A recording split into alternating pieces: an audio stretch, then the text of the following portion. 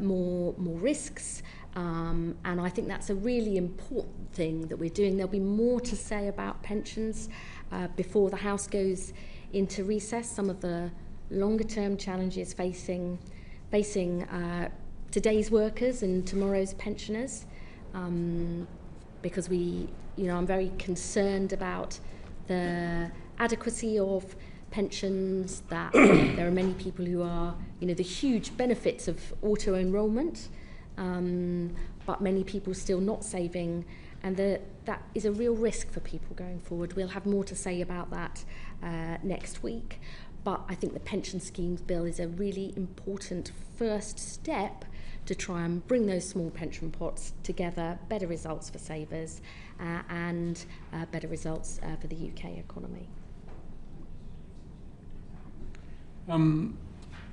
Yes, I think this is a major innovation, isn't it? And getting into the whole question of value for money for savers, and all that we can do on that. I think greater transparency around the value for money for savers is really important. The other area I think we should also focus on is the lack of or the quality advice that savers have in terms of what's available, what the right choices are for them to make. And there's major kind of steps forward on that, both in terms of the things that the government are doing, but also the work of the Money and Pension Service.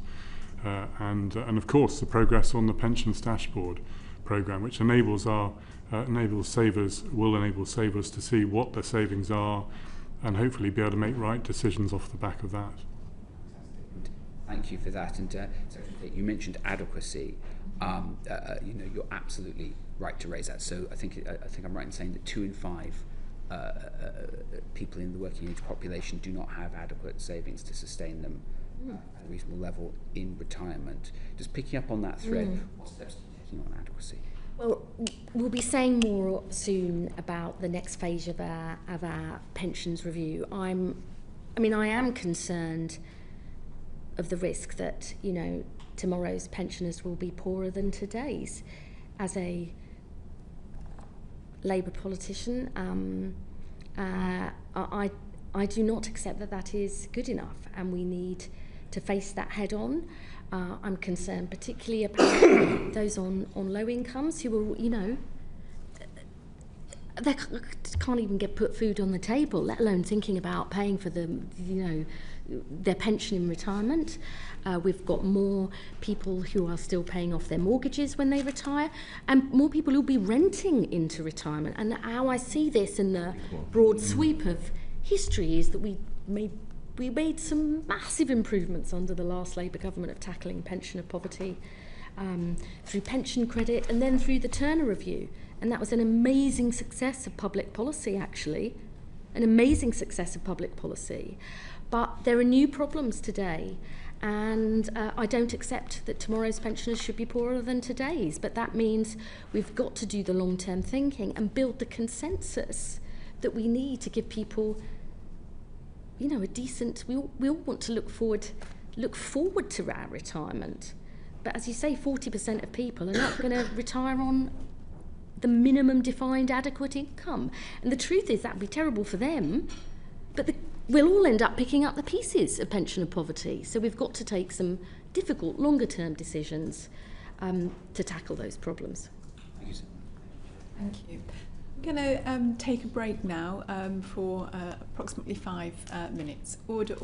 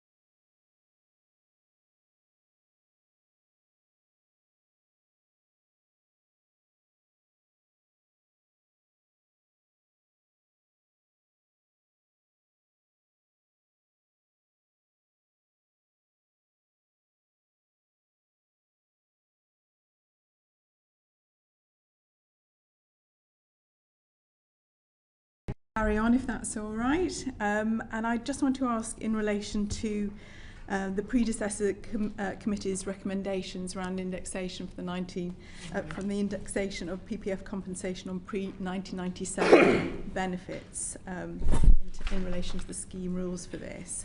Former Chief Executive Oliver Morley said that there was a case for this, and the level of PPF reserves, which is now stands at 14 billion, has since increased. He told us that the barrier is that the reserves are on the public sector balance sheet. How long has this been the case, and have there been any changes in how PPF assets and liabilities are treated? Yes, well, the Pension Protection Fund has been a public corporation since it was set up, so it's always been on the public balance sheet. The reserves have always been on the public balance sheet. The particular way in which the fiscal aggregates work at the moment is that the government takes account of financial assets as part of its key fiscal rules around debt and the capital position. So the crucial thing, and going back to the recommendations from the predecessor committee, to do anything on pre-indexation, and I know you had evidence from the Minister for Pensions last month, and I think he subsequently has written to the committee. But I mean, the crucial thing to say is that any decision on the indexation of pre-1997 assets is a fiscal decision that needs to be made alongside other fiscal decisions in the normal way.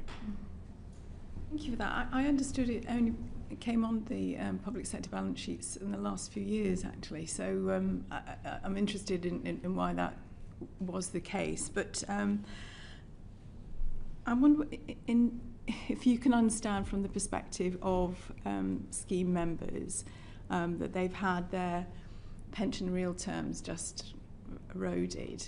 It's their savings, their investment in the scheme that has contributed to the PPF reserves, not insignificant reserves.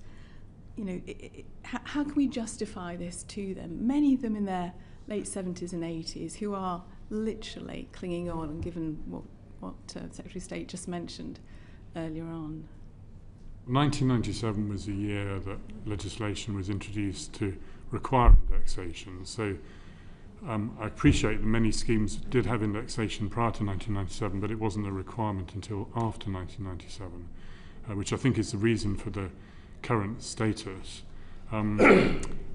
At the end of the day, I mean, that £14 billion of reserves, those reserves are there to fulfil the role of the Pension Protection Fund, which is to step in if they need to, if a DB scheme runs into trouble. And obviously it's difficult to predict the future requirement of those reserves, but that's what they're primarily there for. Can I just, I mean, in December 2024, it was estimated that if a modest increase of 2.5% was given to the remaining members of PPF, of the scheme rather, it would be a total of about 133 million over 10 years. We're not talking about massive sums in terms of the overall public sector spending, but to the people that are living from day to day and really, really struggling, you know, it would be a real significant difference. So I understand the justification, but the humanity of where we are now and the position that these people are in now, what can we do for them? When Torsten Bell came to speak to the committee, you know, he said he was absolutely aware of those points that you've raised, the older pensioners, many women, and has, you know, he's personally met many and is fully aware of all of those, but there are obviously also wider implications for the public finances. I think he told you he's aware of that. This is their money. Absolutely. Their money that they have in terms of the levy that has gone into PPF. Their money, it's not tax, but it's their money that has been used to provide that levy.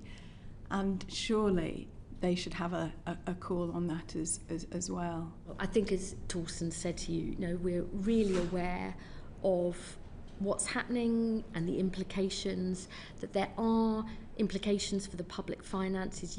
Any decisions has got to be taken with that absolutely in mind, but he is fully aware of it, and I think he told you he's looking into it, he's fully aware of it, but there are wider implications for the public finances, and I can't really go beyond that point that he made to you. I think it was back in June. He did.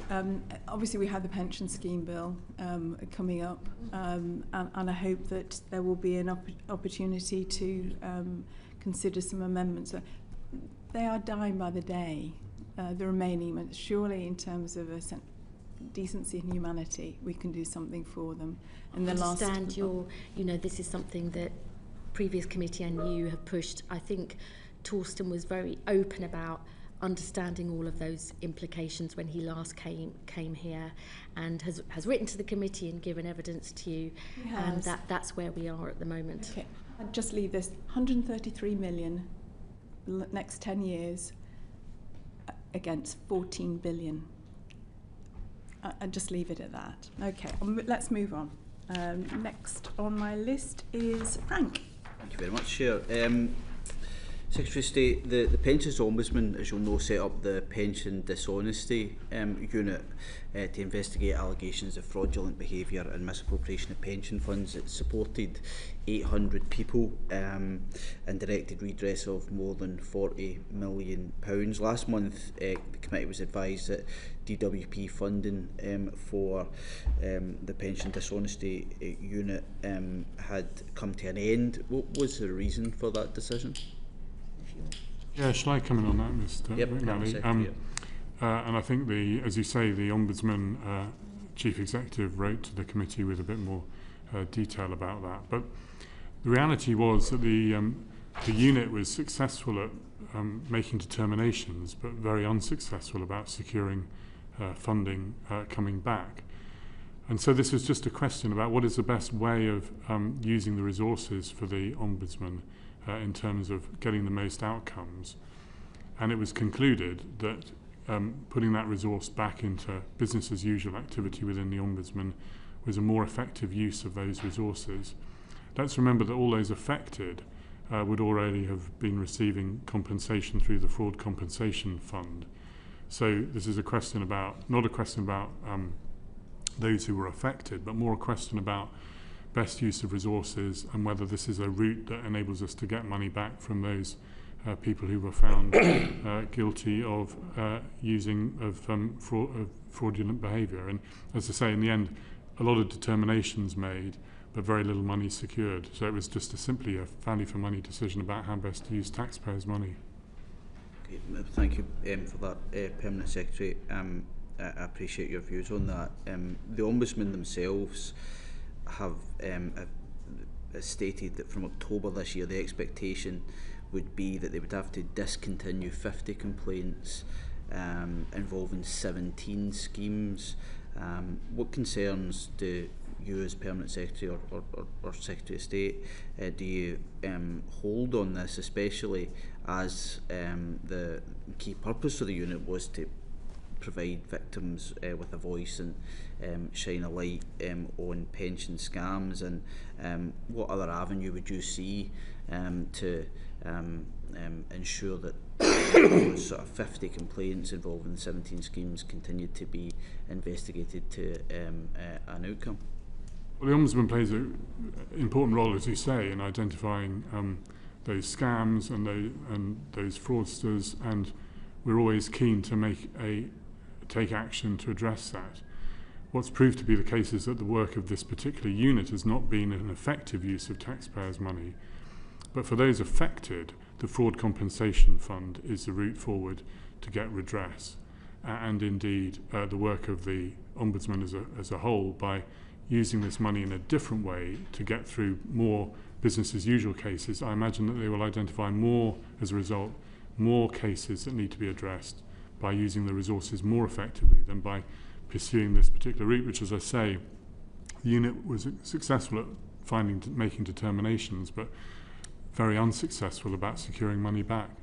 Do you think there are additional resources that need to be put into areas that you deem to be more successful to get on top of some of these challenging and complex matters? Yeah. I mean, look, Dominic Harris, the Chief Executive and Accounting Officer of the Pensions Ombudsman, is doing a good job in using the resources most effectively. Obviously, we have a conversation in the context of spending reviews about the ongoing resources of the Pensions Ombudsman, but I'm confident in him and his leadership that they're using the resources that they've got in the most effective way to make the biggest difference. I mean, if people have been defrauded out of their money, we want them to get it back.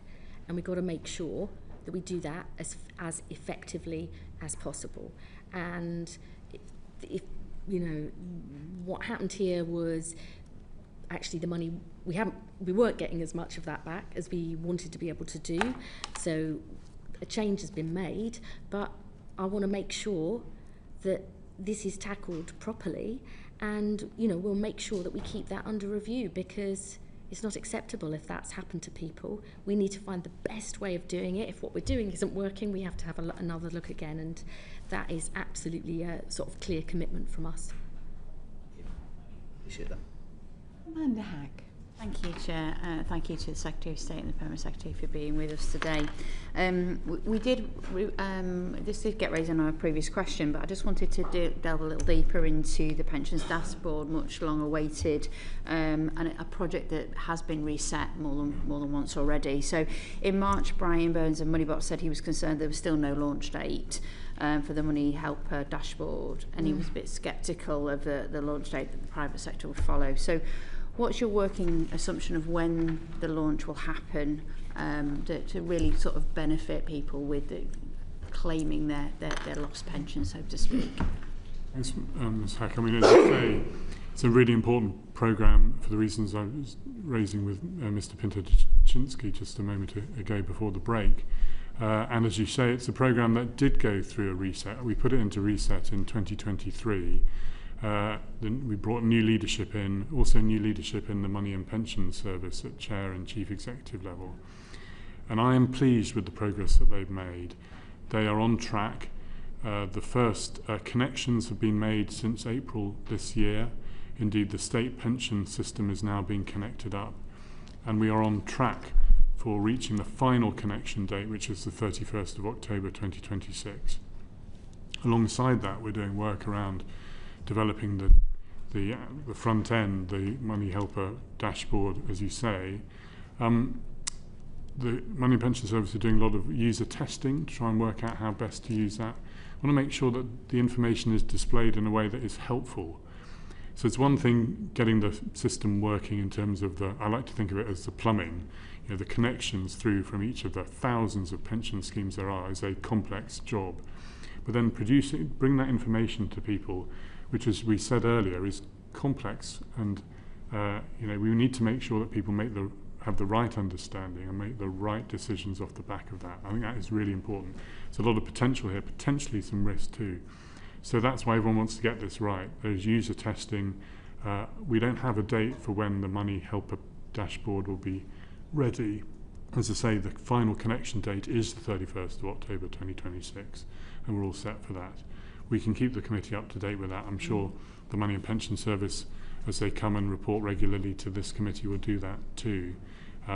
But it's really, I mean, the programme's going well, the infrastructure's going well. We just want to make sure that when we display the information, we do this in a way that is most helpful for customers. Yeah, I mean, certainly under question, and one of the things that I was really nervous about actually is if people felt that adequacy was of real worry, that actually that may have a negative effect, and how we needed to deal with that, giving people the right advice that they needed. So with this sort of essence, what we also heard from the evidence was that in other countries where this has been successfully rolled out, the private sector had really had an important role to play. So how do we keep the private sector engaged while there's still a little bit of uncertainty after connection when it will actually be up and running as a dashboard? Yeah, it's a good point. There's a lot of engagement going on from the Money and Pension Service. They're well connected in, obviously, through everything else they do, to that wider sector, and the pension schemes themselves are well embedded in because they are providing the infrastructure and connecting up the system. I think the current plan is still that the money helper dashboard will be the first one to market. Obviously, commercial ones can flow after that. But I think for all the reasons you've described, making sure that we are doing this in the right way with proper user testing under controlled situation is the best way forward. Ultimately, though, we imagine that there will be a number of dashboards out there displaying information in more innovative ways. But it is so important. I mean, this is such an important step forward, isn't it? But it's so important that we get it right. Yeah, and obviously we have reflected on about actually pension adequacy. So how do you vision that these dashboards will change people's view about how retirement looks for them? What kind of behaviour change are we sort of anticipating? Shall I have a go and say what I want to add to that? But I do think information presented clearly and in a straightforward way is at the heart of this. As we said earlier, making decisions to save for retirement early on in life are the right things to do. It makes such a difference. And yet it's something that so many people put to one side until later on in their career.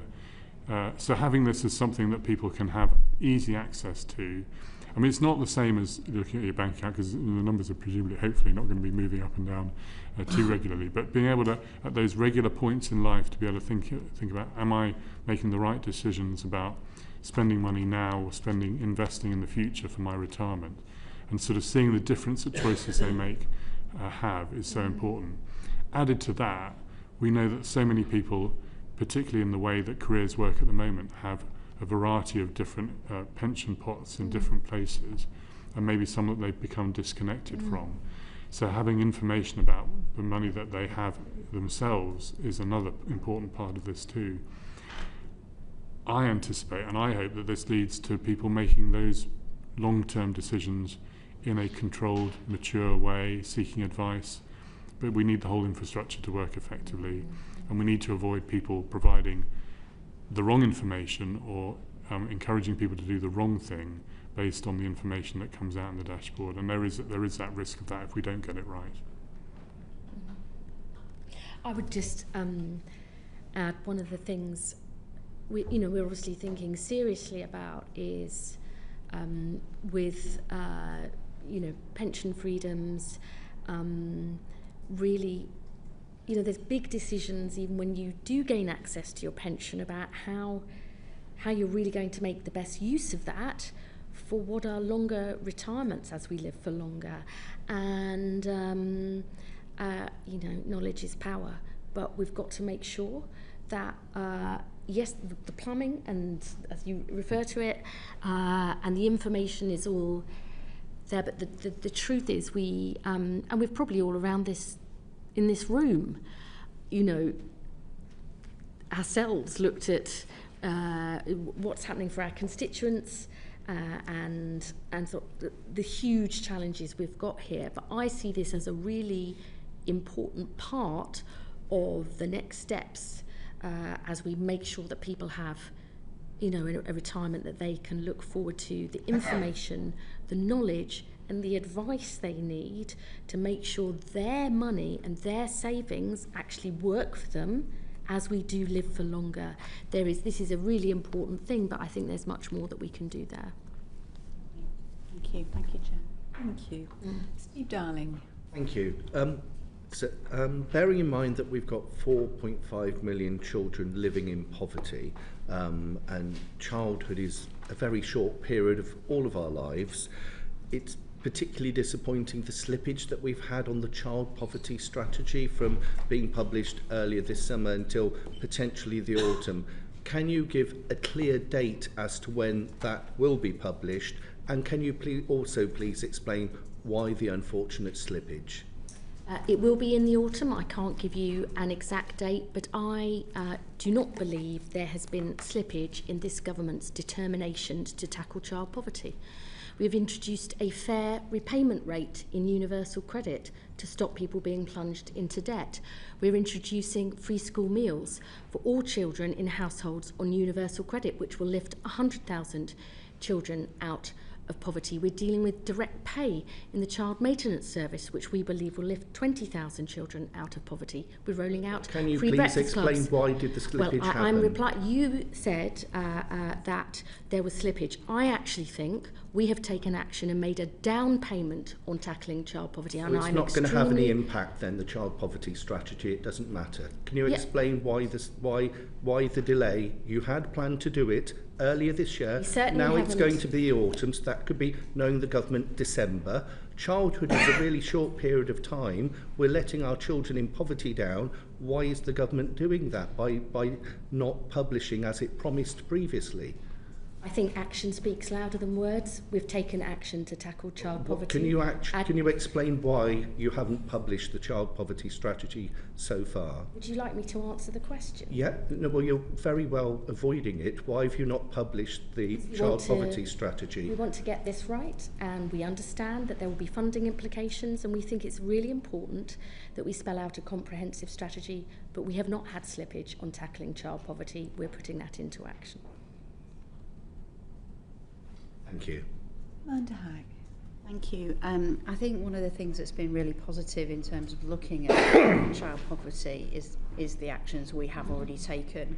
I think the free school meals that will be rolled out next September will have a real step forward in terms of actually how many children can access a free school meal. So in terms of the review and the analysis, what does that tell us about that one, just that one bit of policy will actually, how that will improve child poverty?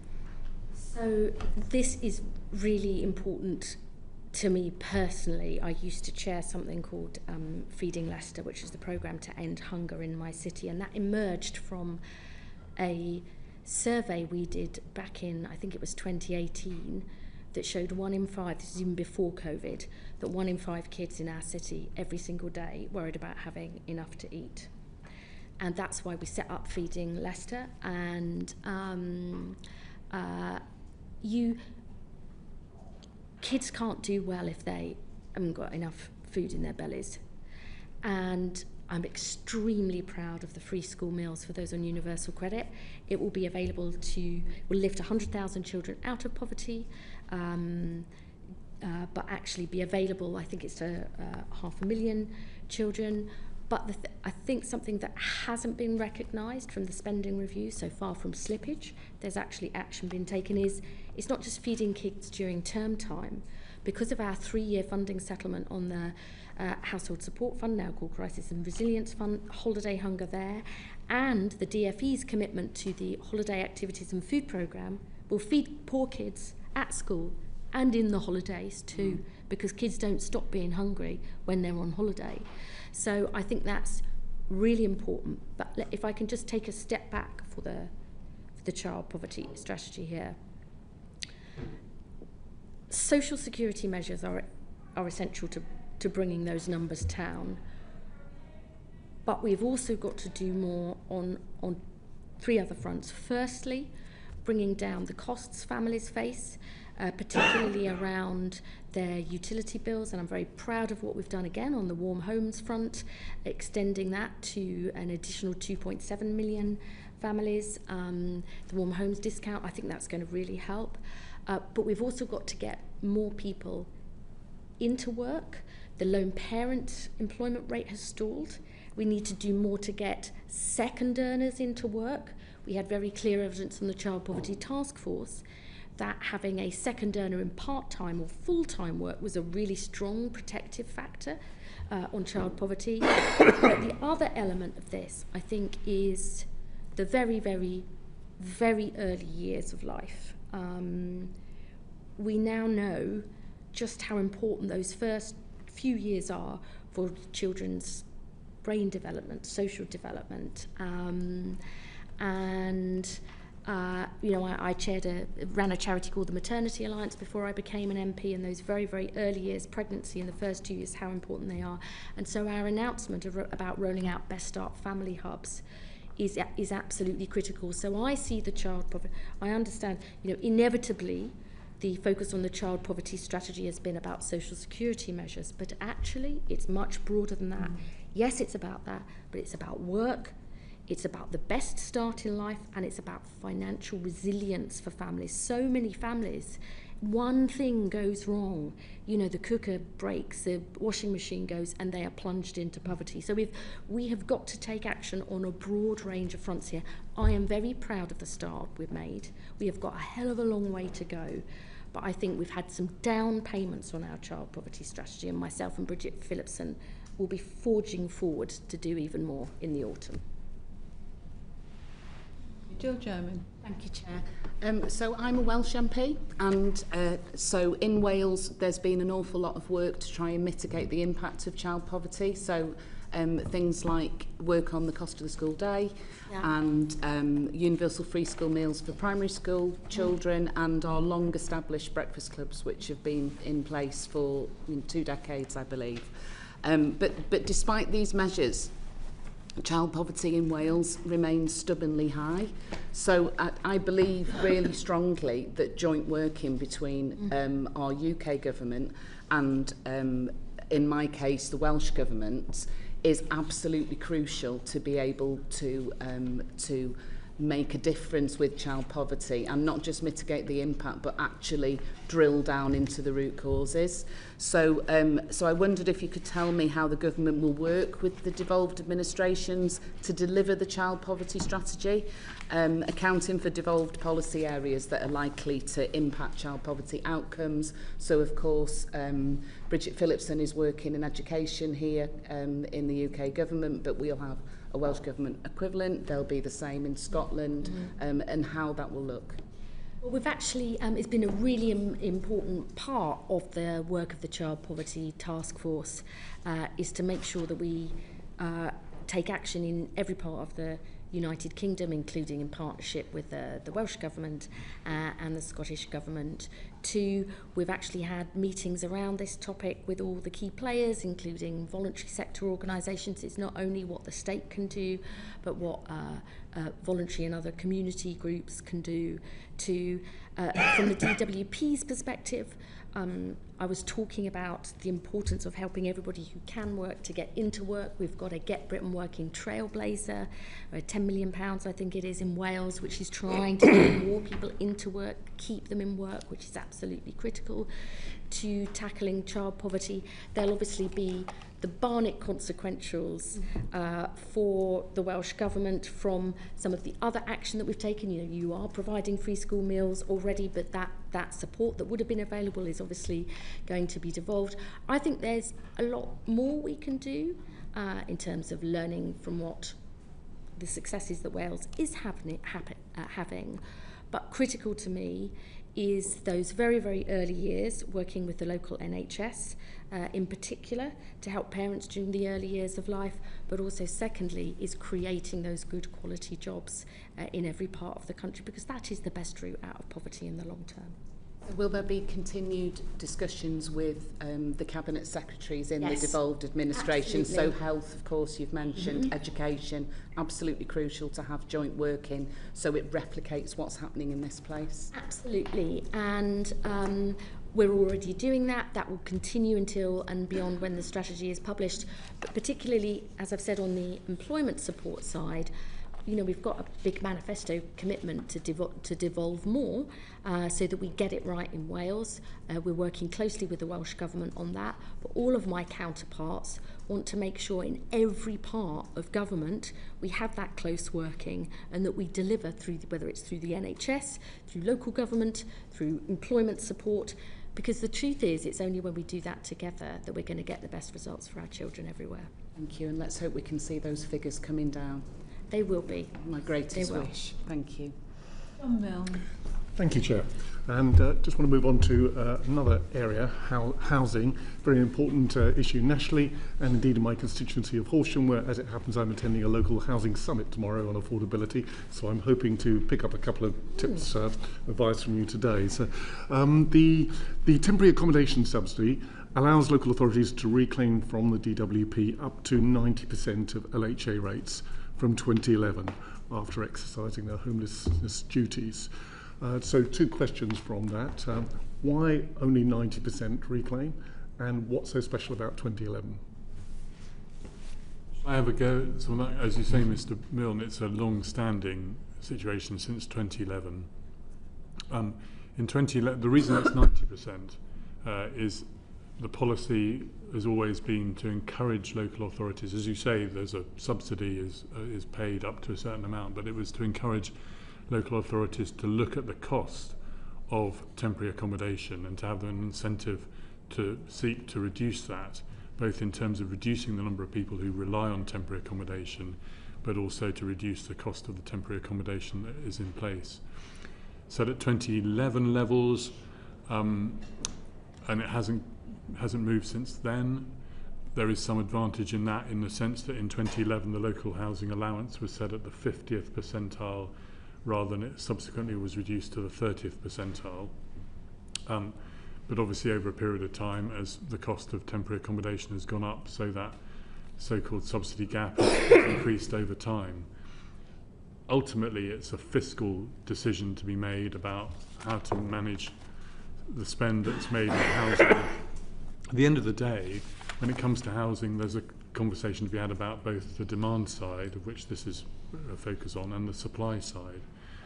And successive governments, well, particularly this government, as we've seen in the spending review, have seen the key thing here, the thing that really makes a difference, is to build more social and affordable homes.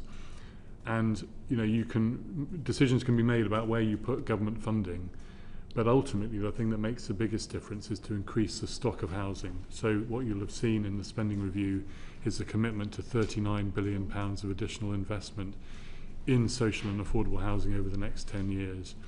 Obviously, by doing so, you reduce the pressure on temporary accommodation because you've got more long-term housing available for people.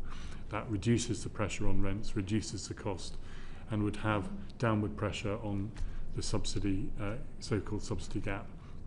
But I do understand, and I hear it from local authorities all the time, I do understand exactly the point you've made. There are just choices to be made about where to put the money and how to make the investment. But I think, as I say, government's priority is increasing house building. That ultimately is the solution to the housing challenges that we face. I just wanted to emphasise that point. Housing is a massive issue in my constituency in Leicester. It's the single biggest issue in my constituents. And I'm only too well aware of the pressures on local authorities.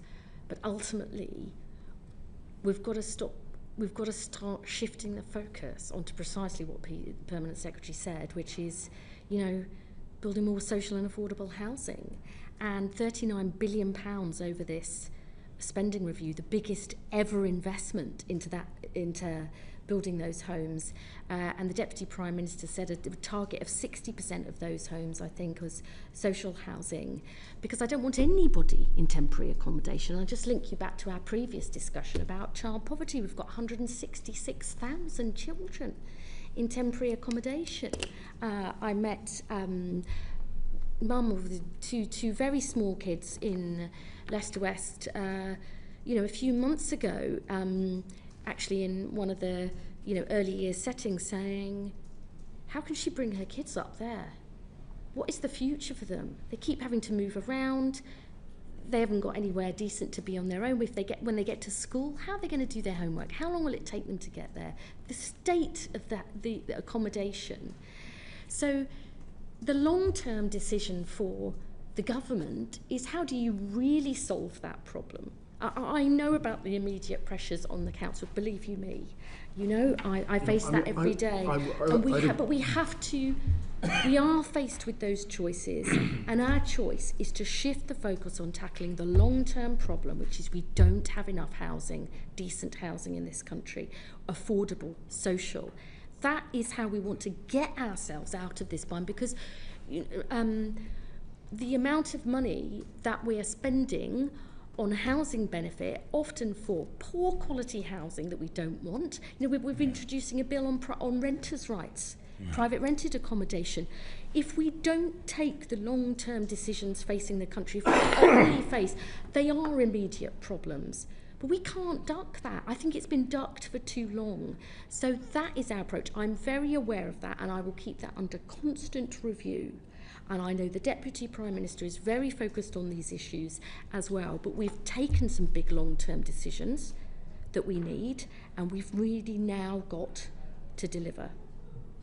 I completely agree with the long-term ambitions and necessity. However, the short-term problems are considerable, and my Labour constituency of Crawley, for instance, is suffering very greatly from temporary accommodation issues. But I'll move on. One thing I would say is, if you have a discussion in Horsham about these problems, we genuinely do want to see and hear local experience about what might make a difference. If you're having a housing summit and some of these issues discussed, feed it into us, feed it into Angela Rayner's department, because we want to deliver in every part of the country, no matter which party is represented there. Our job is to deliver for everyone, so do let us know, and we will do everything we can to support you. Very happy to do that. Can I actually build on that? Because as a counting officer, I'm responsible for the money that we spend on housing benefit and support to housing through universal credit, which is tens of billions of pounds a year. And as the Secretary of State says, a good chunk of that goes into poor quality accommodation in the private rented sector, which I feel particularly strongly about as the accounting officer and thinking about the value for money for that. So it's absolutely, if you or other colleagues in the committee with your councils or your local housing associations or other housing providers have ideas for how we can use that money differently, we'd be up for that, because we want an innovative approach to get best value for this money. Okay, I shall pass that on tomorrow. So one other question. The government also said it intends to merge discretionary housing payments and the household support funds into a new crisis and resilience fund. So how do you think this might work in practice? And for example, will any funding for needs such as housing be ring-fenced within that? So this is a really, personally, has been a really big, important thing for me since coming in as Secretary of State, that we have now secured the first ever 3-year funding settlement for what is currently the Household Support Fund, but we want to turn into a Crisis and Resilience Fund, which includes now discretionary housing payments. That'll be, I think it's a huge step forward. I know from my own council, having just every 6 months doesn't enable them to plan properly. And I think that support, actually we had a big event yesterday with 600 different stakeholders, local authorities, voluntary groups and others about, okay, how can we use this money? Yes, for emergency payments still, because that will be required, but to begin to shift it towards helping to tackle some of the root causes of these emergency problems, and to build resilience within families and communities. Again, I've been quite influenced by my own city, where we have looked at, for example, getting our volunteers in our food banks to start, as many already are, signposting people to debt advice, welfare advice, to maybe employment support, or particularly mental health support. We did a big project in Leicester where we found Food Bank Plus, where we found huge, stating the obvious, you will know this if you're involved with your food banks locally, just how many people have mental health problems who are relying on our food banks. So how do we join that up more? How do we support voluntary organisations, which can be so much the glue that can help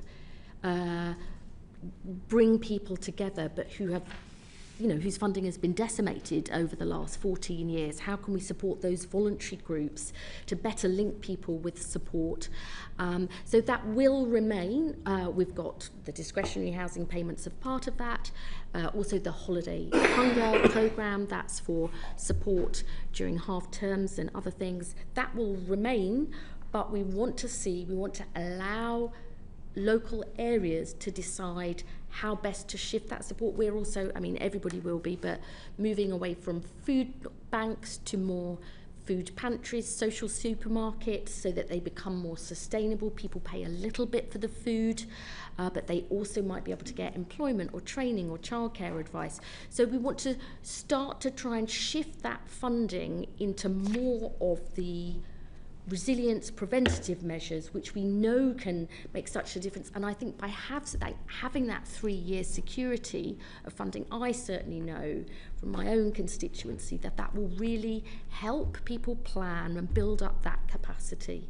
And I wasn't able to be at the event yesterday, but that's really important for me, that we understand what more local communities want from that sort of funding. I think it will make a big difference. To the specific question of ring fencing?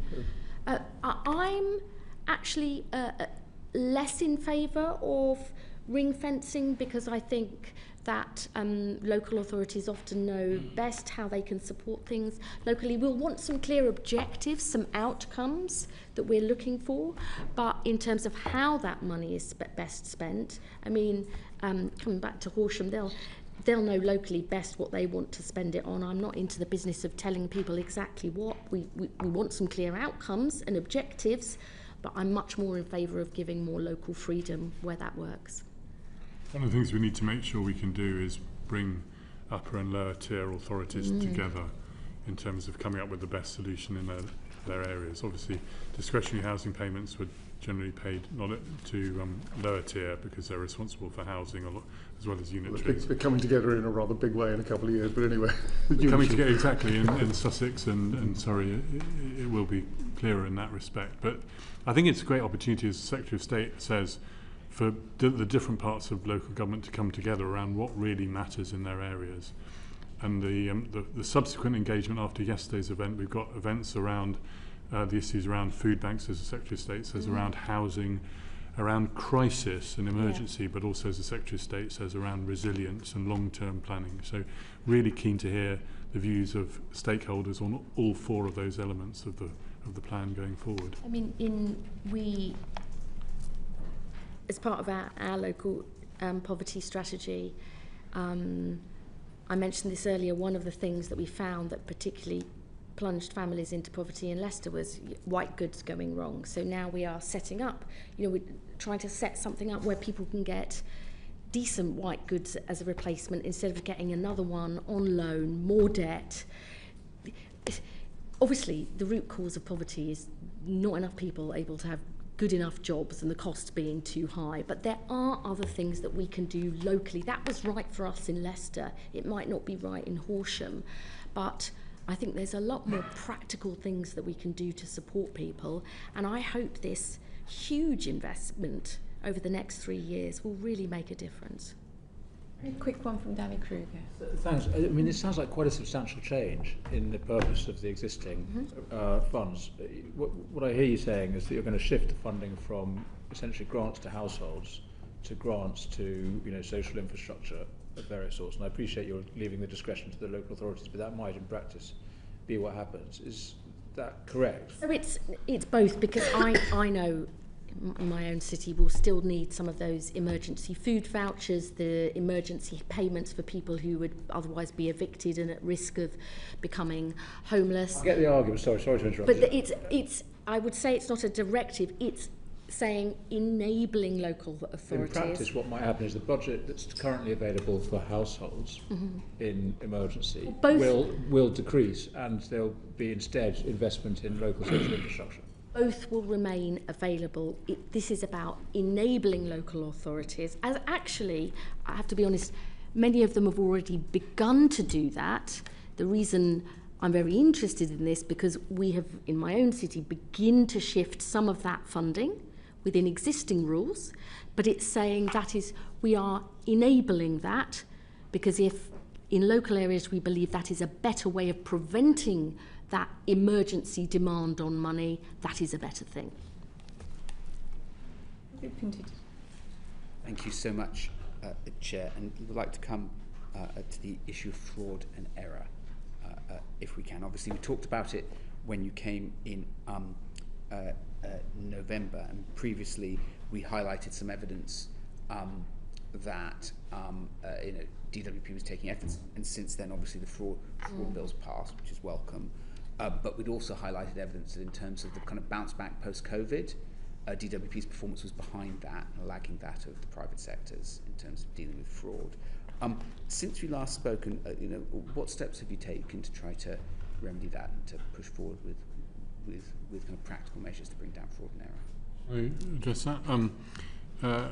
Well, since we last met, we obviously published the latest fraud and error statistics, for 2024-25. That was in May, and indeed on Thursday we published the annual report and accounts with a very long section on fraud and error, which I'm sure we'll talk about in a subsequent hearing.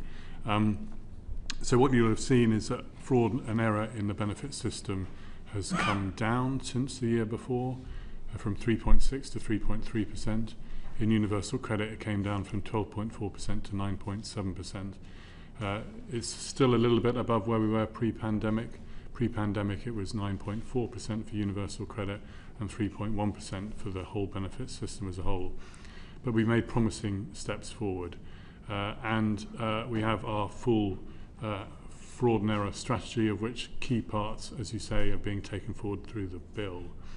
But what the annual report and accounts does is it goes through all the things that we've currently been doing and the progress that we've made.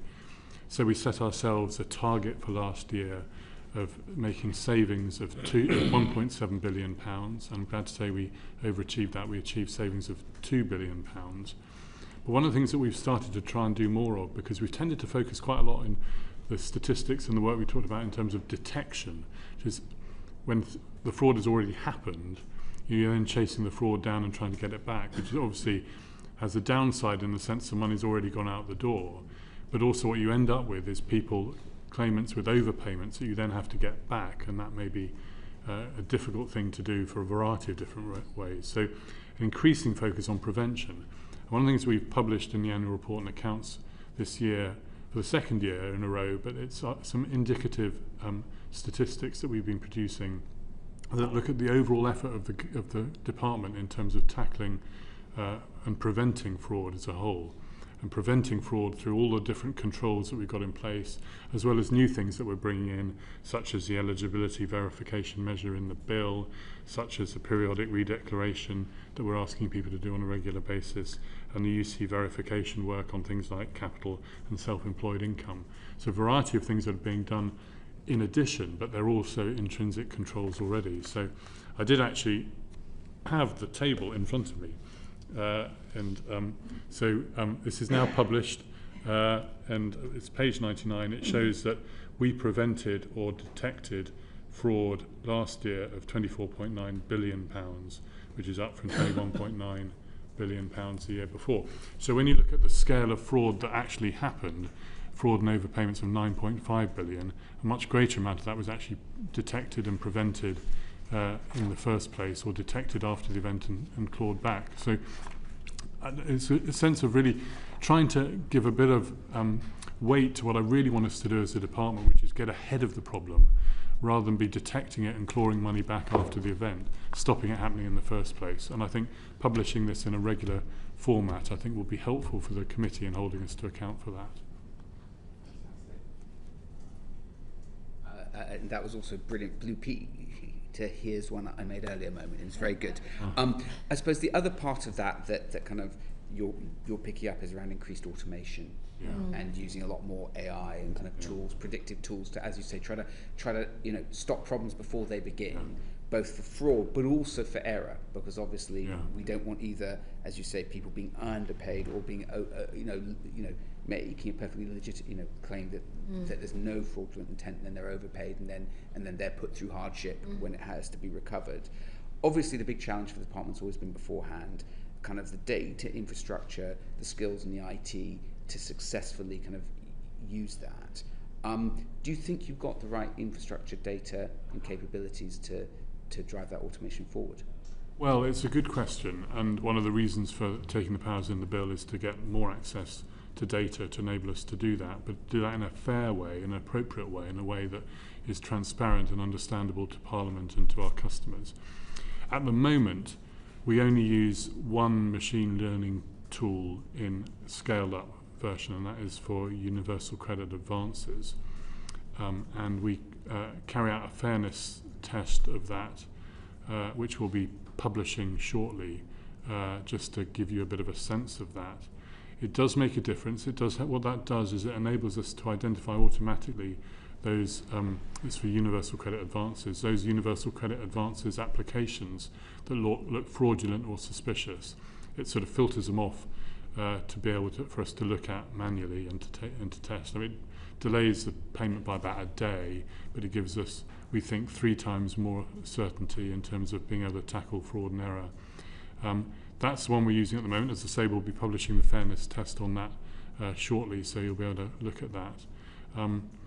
We want to be able to go further. These steps are easier to say and more difficult to deliver, but it's definitely the area we want to get into. At the moment, we have many thousands of colleagues in DWP.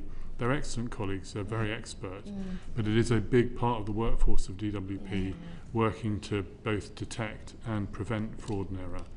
And I think we could be more effective and help support those colleagues to do their job even more effectively with better use of technology, particularly things like machine learning, but we need to get it right, we need to put it through all the governance tests that you would expect, and we need to be able to present why we think it's fair and not delivering perverse outcomes as a result. And so we're committed, as I say, we're publishing the first of these fairness tests shortly, hopefully I think intended to be before the summer recess. You don't hear me say that very often, but we're shortly planning to do that. And yeah, keen to hear your views about whether this is giving you the transparency that you need to hold us to account. Look forward to that. You've got a couple of days left. Did you have any more questions, Dave? I was just going to say, overall, it's obviously absolutely essential that people have confidence that every pound being spent goes to those who really need it and have the right to that support. I don't think it's acceptable that we inherited a situation where I think it's 7.4 billion specifically on benefit fraud a year. I'm really proud we've updated our powers through the fraud and error bill for the first time in 14 years. But I think there's much more that we can do. Look, our challenge is technological advances are proceeding at an unbelievable rate. We want to make best use of those so that we can prevent fraud and error from happening in the first place. We do have a lot of brilliant staff working on that, but there's more that we could do automatically. But we have to have the right framework, accountability and governance in place. But that is a challenge for the government as a whole. We're actually working very closely with Peter Kyle and DSIT to make sure that we use the opportunities but deal with the problems. And people want to have confidence. I see 2 things. I see organised criminals getting away with huge scams on the benefit system, and I see the problems we've had on carers allowance with overpayments and people with that being chased. So I'm really pleased that we've now got funding for automatic alerts to go direct to carers to say, you've actually gone over where you should be, have a look at the system, because they're busy, caring, working. We have to use all the technologies we can to make sure those errors don't happen up front. But we've got to get that balance right, and that isn't job done. I think the private sector, there'll be lots that we can learn about what they're doing on tackling fraud and error and scams. But we are a government department that deals with very often vulnerable people. So it is an ongoing challenge for the government, which I'm absolutely sure the committee will hold us to account for. Just very briefly, and thank you, and that's very helpful. I just want to come back to one thing you said, Permanent Secretary. So I think I'm right in saying that UC accounts for roughly 24% of benefits paid, but 76% of all fraud and error.